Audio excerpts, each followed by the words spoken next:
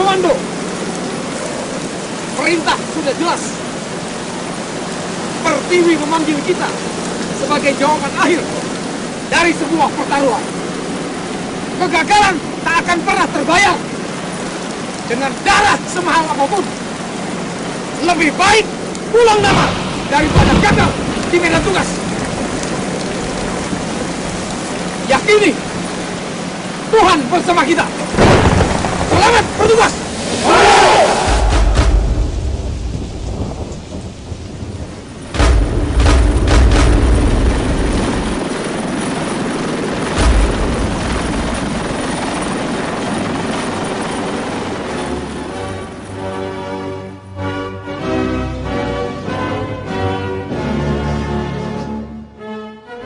Komando Pasukan Khusus.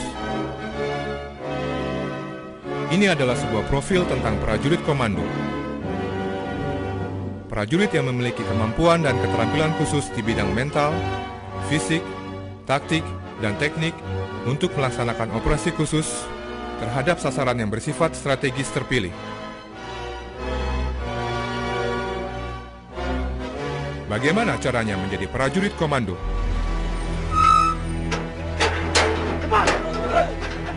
Disinilah di Batu Jajar, di Kesatrian Muhammad Ijon Janbi, Anda akan dididik menjadi seorang prajurit komando.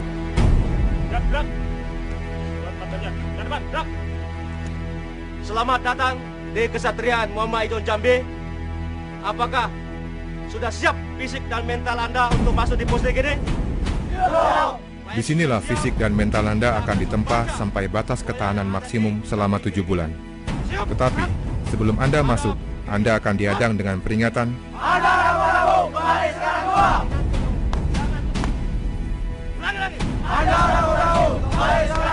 Kami dari Pusdikasus dengan semboyan Triyuda Sakti, yang artinya 3 kemampuan yang harus dimiliki oleh seorang prajurit pasukan khusus darat, laut, dan udara.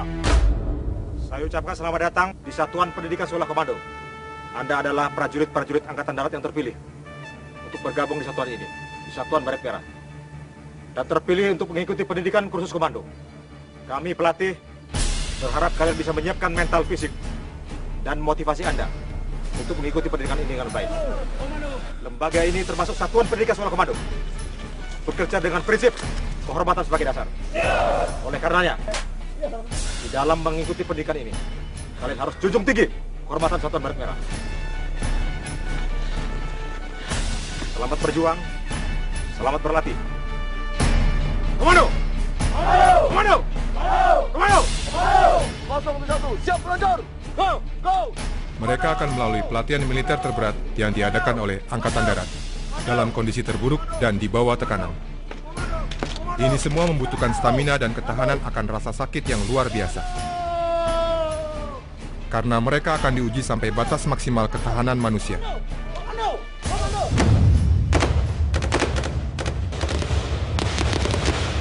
Tidak sedikit calon komando yang gugur dalam latihan. Bahkan latihan ini dianggap terlalu brutal oleh beberapa pasukan khusus negara lain.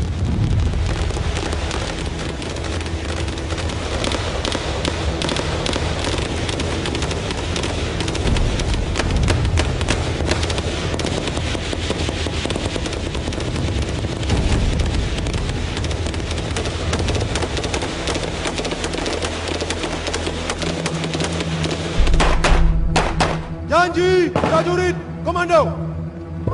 1. Saya berjanji bahwa saya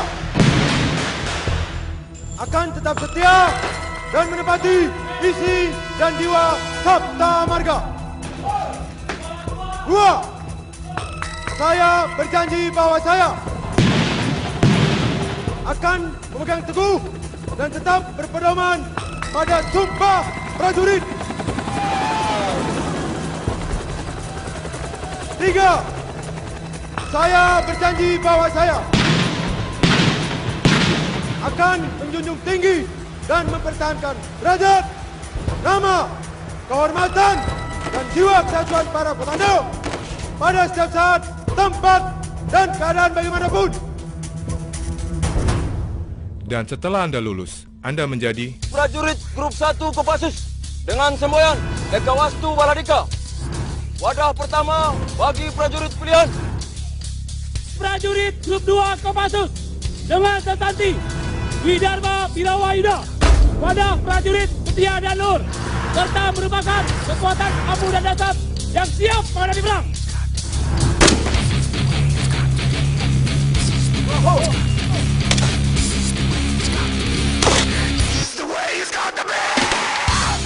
prajurit Kopassus senantiasa dilatih, diorganisasikan, dan dilengkapi secara khusus atas dasar tugas pokok atau misi yang dibebankan kepadanya, sehingga mampu beroperasi setiap saat, tempat, dan keadaan bagaimanapun. Inilah pasukan elit komando terbaik, masing-masing dengan keahlian tempur khusus.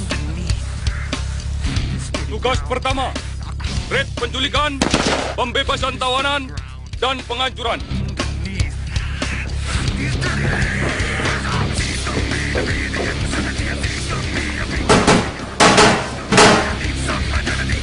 Tugas kedua, merebut instalasi vital musuh dalam waktu singkat mungkin untuk diduduki.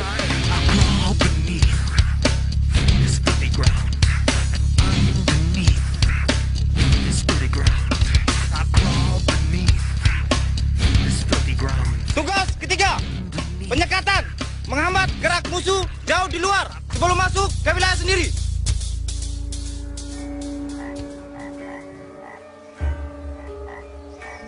Kopassus mampu merancang berbagai operasi khusus yang melibatkan seluruh spektrum ancaman tanpa tergantung pada situasi dan kondisi yang dihadapi.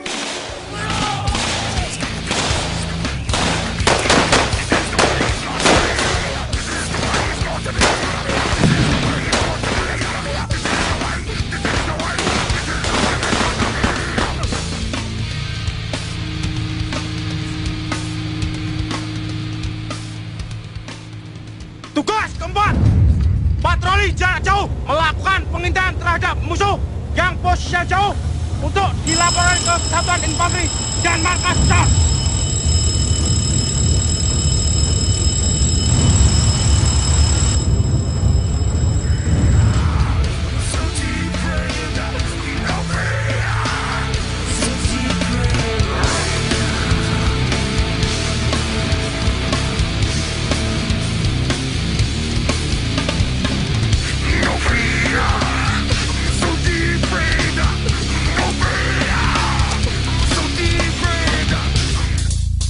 Baik-baik yang saya tekankan, laksanakan tugas komisi dengan baik.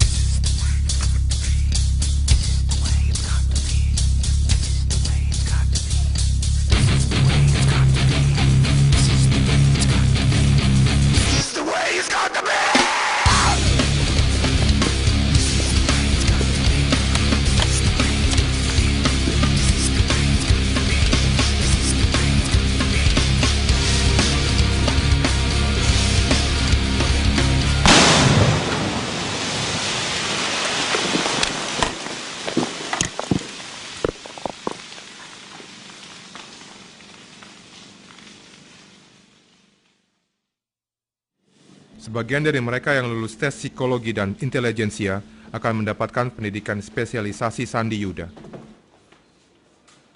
Mereka tidak lagi menggunakan atribut militer, dan selama 3 bulan akan mendapatkan pendidikan intelijen. Setelah lulus, mereka akan menjadi pasukan Sandi Yuda, grup 3 Kopassus. Satuan ini adalah pelaksana operasional yang berkedudukan langsung di bawah Komandan Jenderal Kopassus. Tugas pokok satuan ini adalah membina kesiapan operasional dan menyelenggarakan operasi Sandi Yuda terhadap sasaran strategis dan terpilih sesuai perintah Panglima TNI melalui Komandan Jenderal dalam rangka mendukung tugas Kopassus. Selamat datang di grup 3 Kopassus.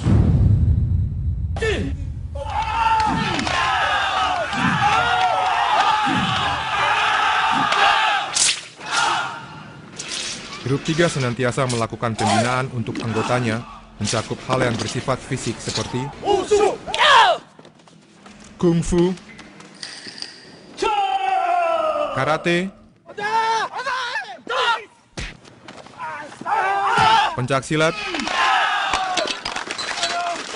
dan taekwondo.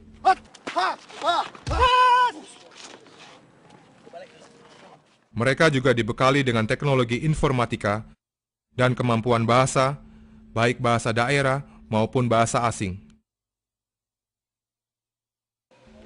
Kerahasiaan adalah kunci utama untuk menjamin keberhasilan setiap operasi yang dilaksanakan.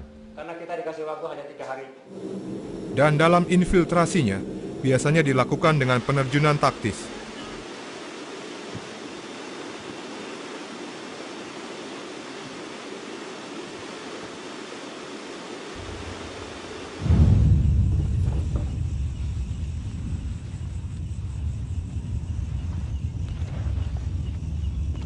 Demi keamanan, setiap anggota yang diterjunkan memiliki sandi tertentu, supaya dengan segera dapat mendeteksi kawan atau lawan.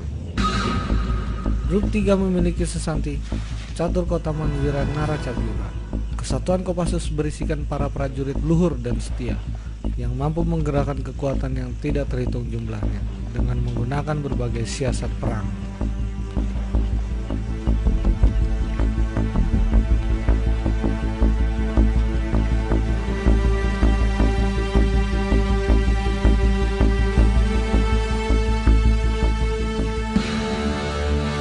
Dalam infiltrasi, tidak menutup kemungkinan dilakukan dengan penyamaran.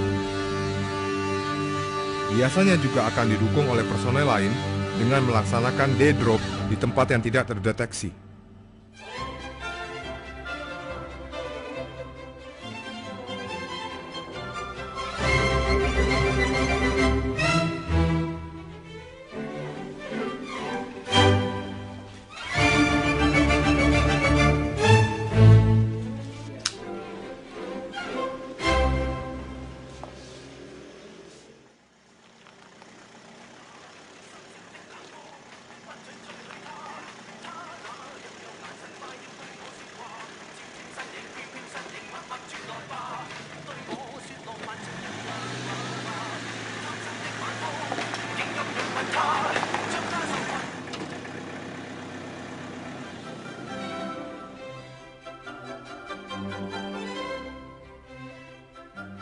Karena kemampuan yang bersifat khusus, pasukan Sandi Yuda hanya boleh digerakkan oleh Panglima TNI.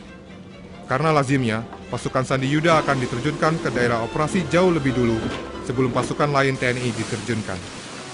Karena pasukan ini berfungsi mengumpulkan data intelijen untuk menjadi bahan acuan pengambil keputusan.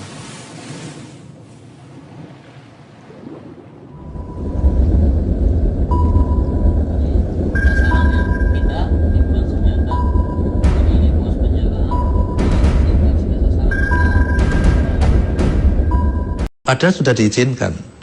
Apabila ada anak buah kita yang memberatkan gerakan dan bisa menghancurkan sisa pasukan yang ada, itu boleh diselesaikan. Kasarnya boleh saya tembak sendiri anak ini, supaya tidak membebani kita.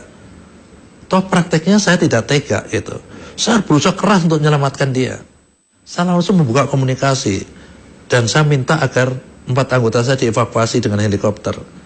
Dan dengan susah payah helikopter itu bisa masuk ke daerah kita tinggal itu, di bawah kepungan lawan dan ditembakin habis-habisan gitu. Dan ternyata akhir cerita 4 orang anak buah saya itu bisa diselamatkan akhir ceritanya.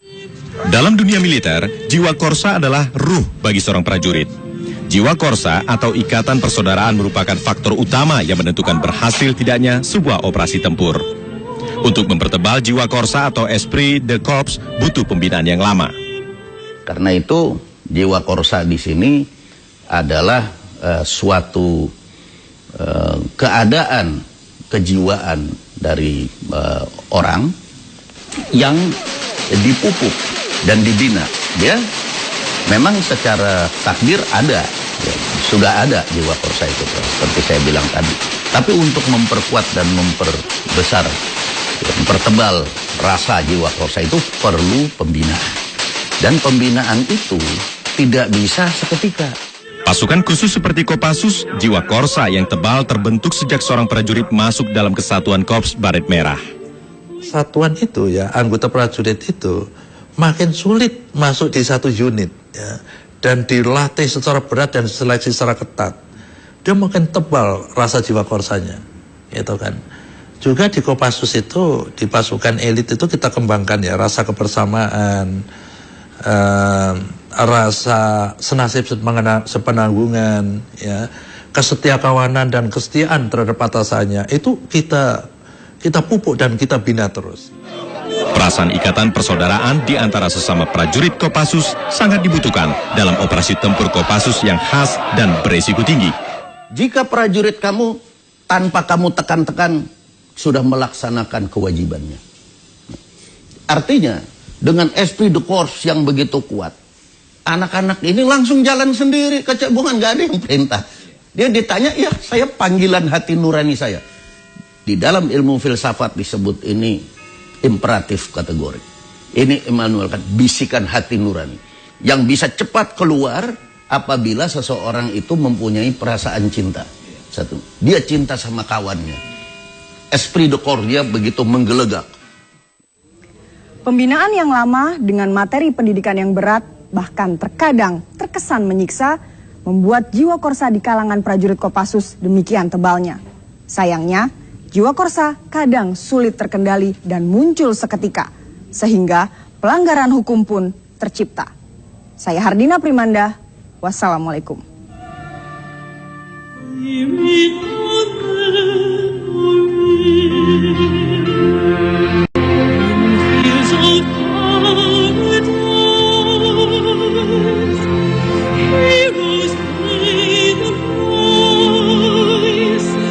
Young men who died for